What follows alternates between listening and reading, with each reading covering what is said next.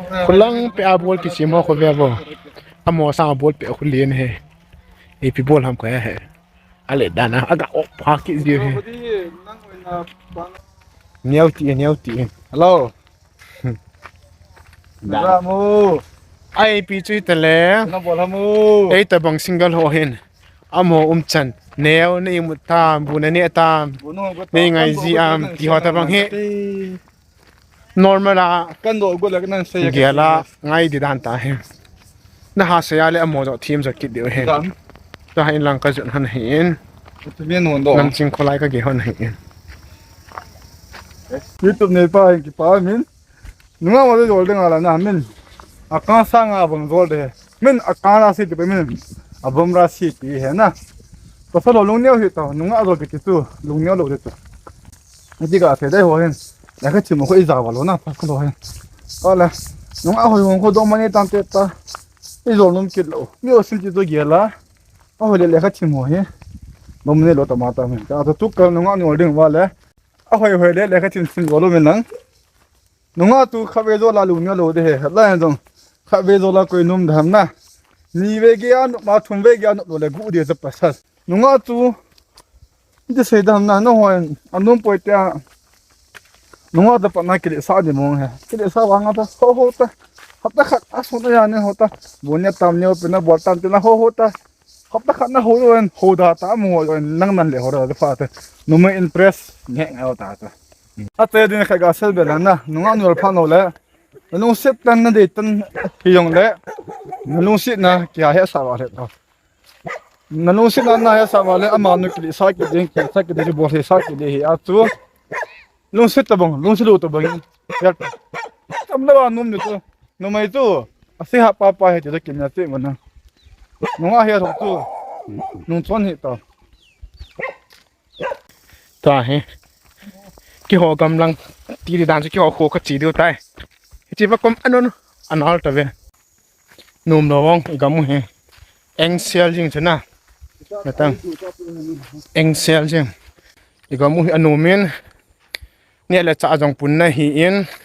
thang jong anomin mi ho jong i phathai u vin he chi ja hi am ho ga ma akiti pha na wa gam hu adu cha no he ti di jing jang kya ya new ku thiman bi cookie village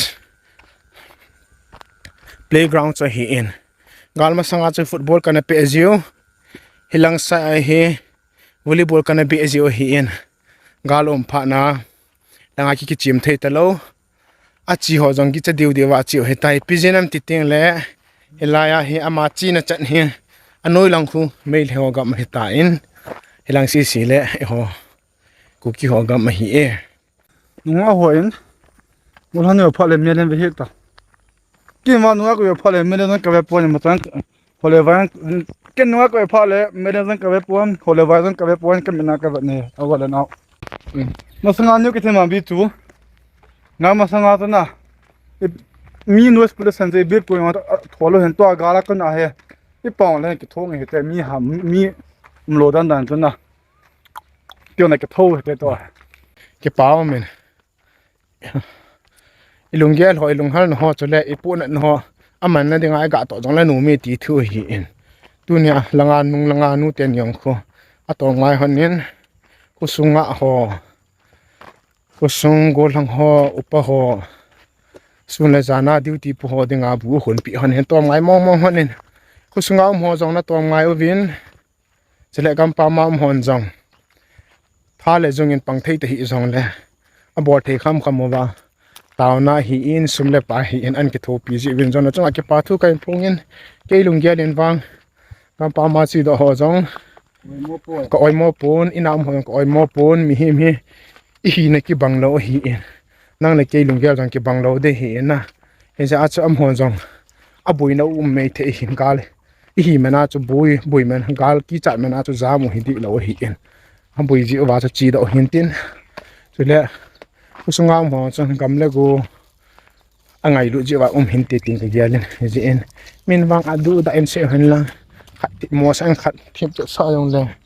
oi mo poi ase lang thim ding mong he gal la ya chu ai wangin lungni he ikipi deu khan ene se yong le khat en hiti heta iki het thiam kalwa lawa cha iki het thiam lo wa le min e ho hong blu ma sang wa he e ho he I bon wa he ikina si so dio hu su ngai lu na zala ni yong chu iki the chal dio heta ni ji chun lungning ki piu hitin ki pum khat no hitin ki sei si jong pai lau hitin lung ki to chanin hu sanga mo mo hitin duty po hitin sele gam pa mam hon jong su na ngai lu na o hi dai la wa na ngai lu jing duty chu ka hen se hitin tu na ding in la lo min long he chan chan na chai tao hitin ni dang tinga le energy hum tinga le sei ke tao hite o